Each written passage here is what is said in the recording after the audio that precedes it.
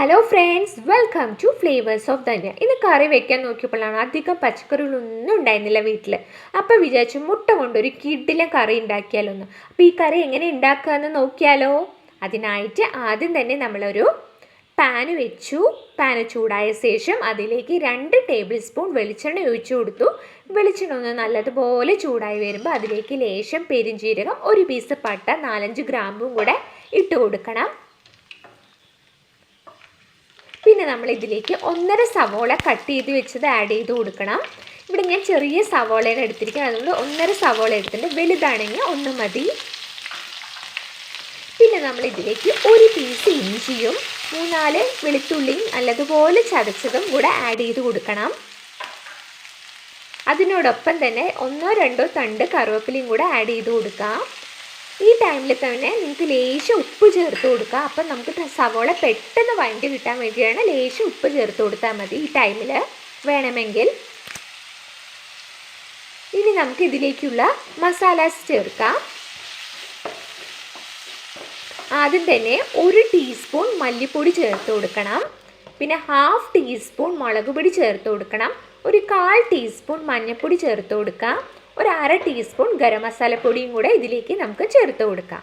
മുളക് പൊടി, മല്ലിപ്പൊടിയും, മഞ്ഞൾപ്പൊടിയും, ഗരം മസാലപ്പൊടി 4 പൊടികൾ മാത്രമേ നമ്മളിതിൽ ചേർക്കണുള്ളൂ. പച്ചമുളകൊന്നും ചേർക്കണില്ല.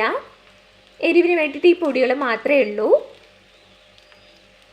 എന്നിട്ട് നന്നായിട്ടൊന്ന് മിക്സ് ചെയ്ത് കൊടുക്കണം.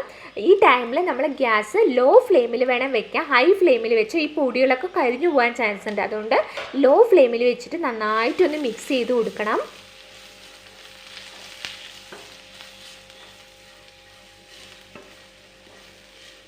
നല്ലതുപോലെ മിക്സ് ചെയ്ത ശേഷം നമ്മൾക്ക് ഇതിലേക്ക് 2 തക്കാളി കട്ട് ചെയ്തത് ആഡ് ചെയ്ത് കൊടുക്കാം.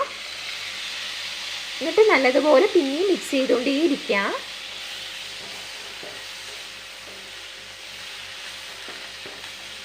ഈ ടൈമിൽ നിങ്ങൾക്ക് ആവശ്യമുള്ളത്ര ഉപ്പ് ചേർത്ത് കൊടുക്കുക. ഈ ഗ്രേവിക്ക് എത്ര ഉപ്പ് വേണം അത് ചേർത്ത് കൊടുക്കുക. കാരണം നമ്മൾ സവോള വഴറ്റുന്ന സമയത്ത് ലേശം ഉപ്പ് ഇട്ടുണ്ടായിരുന്നു, അത് നോക്കിയിട്ട് വേണം ഇപ്പം ആഡ് ചെയ്ത് കൊടുക്കാൻ.